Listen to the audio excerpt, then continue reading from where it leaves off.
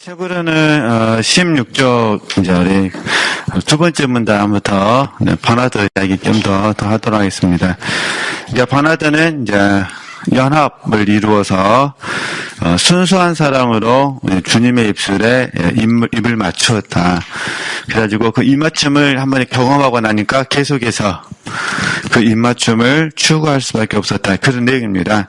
그래서 이것은 실제 속에서 추구하는 것이다. 그러니까 그래서 연합은 이럴 것이다라고 생각하고 추구하는 것과 경험하고 나서 추구하는 것은 다르다. 그런 부분입니다.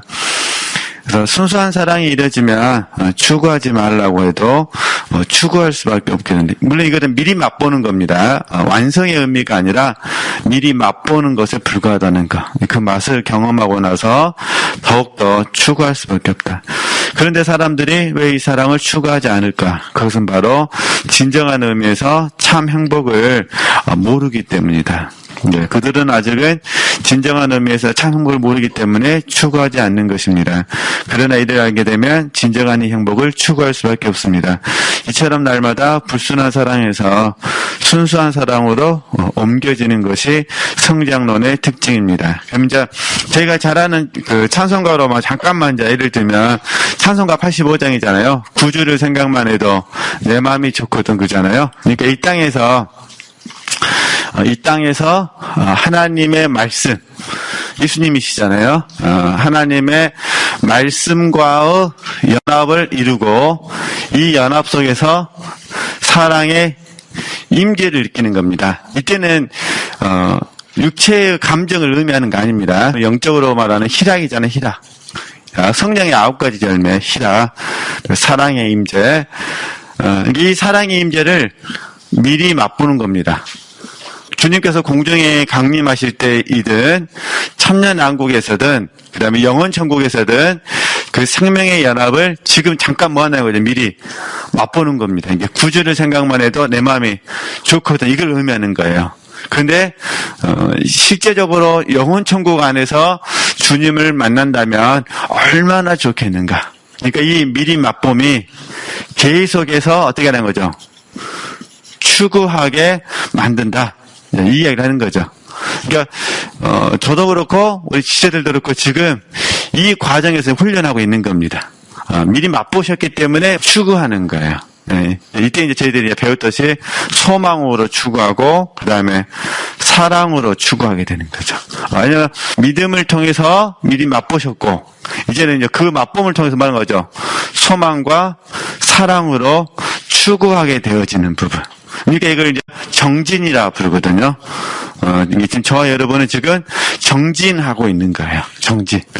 근데 이게 미리 맛본 거지 완성된 것은 아니잖아요. 여기에서 이제 기독교인들에게 혼동이 찾아오는 거예요. 실제라는 단어를 사용할 때도 이게 완벽하다는 의미가 아니에요.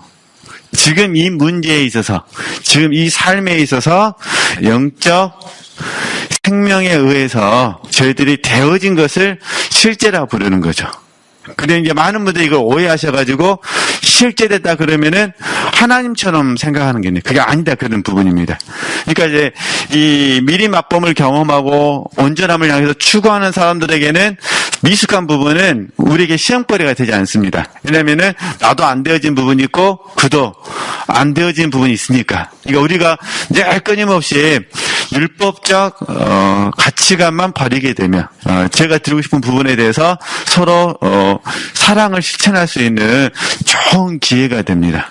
그러니까 그래서 저희들 배우듯이 존재와 상태를 어떻게 하냐, 존재와 상태를 분별하는 훈련만 해주시면 됩니다. 늘 끊임없이. 근데 우리 육체가 이 상태를 통해서 존재를 비난하거나 판단하는 데 문제가 있죠. 우리가 버나드를 공부할 때 그 구주를 생각만 해도 내 마음이 좋거든 이 표현은 미리 맛보는 일부분에 불과하다는 거예요. 맛배기. 이해되시겠죠? 맛배기에 불과한데 우리 육체는 속인다는 거예요. 내가 완벽하게 변화된 것처럼. 근데 그게 사실은 아니다. 늘 배우듯이 제 영적 성장은 이렇게 상승과 하강을 통해서 되는 거죠. 그래서 상승할 때도 있고 그 다음에 하강할 때가 있죠. 이제 저희들이 늘 조심해야 될 부분은 상승할 때도 조심해야 되고, 그러나 상승보다는 사실은 더 하강할 때 조심해야 되죠. 그게 이제 상승할 때는 내가 변질될 수 있기 때문에 조심을 해야 돼요. 근데 하강할 때는 멘티가 낙심할 수 있기 때문에 조심하셔야 돼요.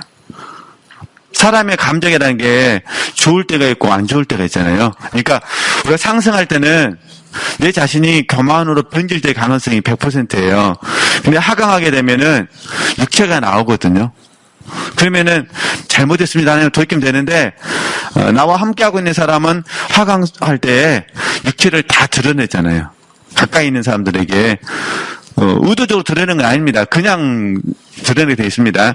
그럼 육체를 드러나게 되면은 이제 어떻게 될까요? 그러면은 다른 사람은 상처를 받게 되는 거죠. 근데 하나님이 또 은혜 주셔서 다시 그 사람도 뭐 하는 거죠? 상승하고 있는 거죠. 그래서 또 이제 할렐루야 하면서 주와 함께 이 길 가겠습니다. 막 본인은 기뻐하는데 이제 하강 때 상처를 입은 사람은 계속 뭐 하는 걸까? 이제 이 사람이 완전히 잘못하면은 이게 나락으로 떨어질 가능성이 있거든요. 그래서 저희들이 상승과 하강을 경험할 때는 항상 겸손할 수밖에 없다는 거. 이때 얼른 적용하셔야 될 게 존재와 뭐 문제라는 거죠?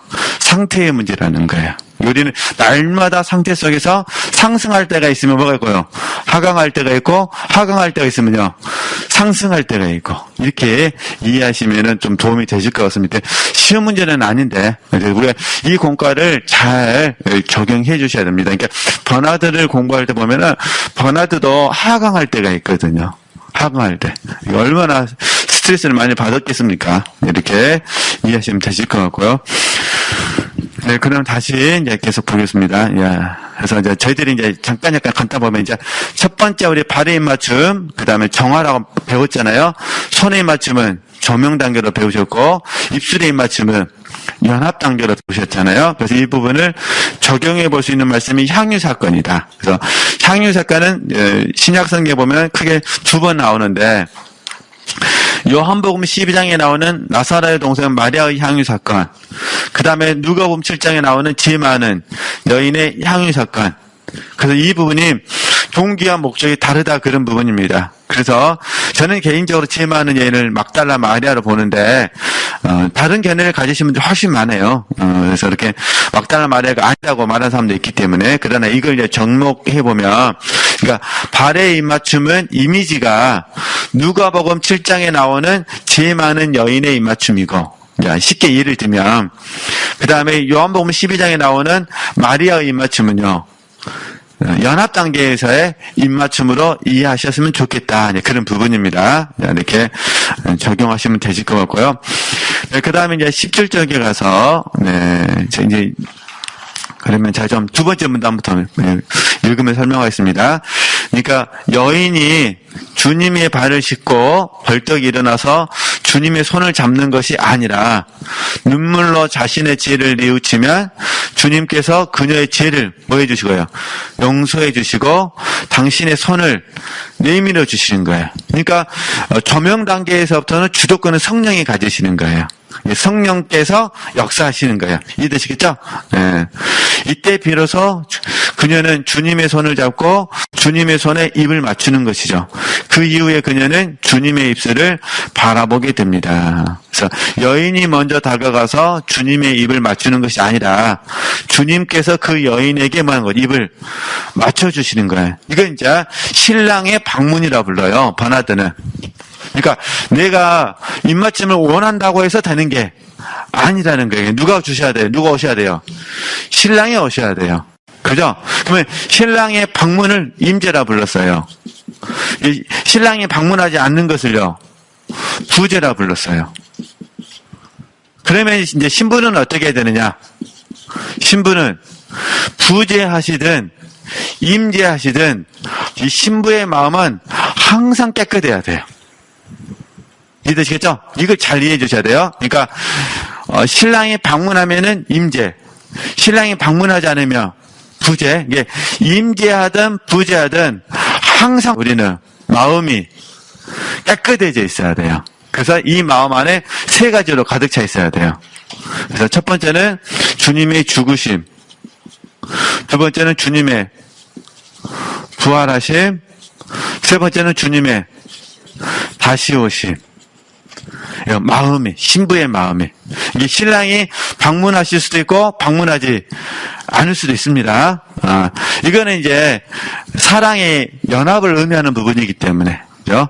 물론 믿음 안에서는 항상 주님은 우리와 함께 하십니다. 그러나 우리는 라오디아 교회를 통해서 묵상해 보면 주님이 마음의 자리에 계시지 않을 수가 있죠. 지금 저는 마음이라 표현한 거잖아요. 이게 영에는 항상 계시는 거예요.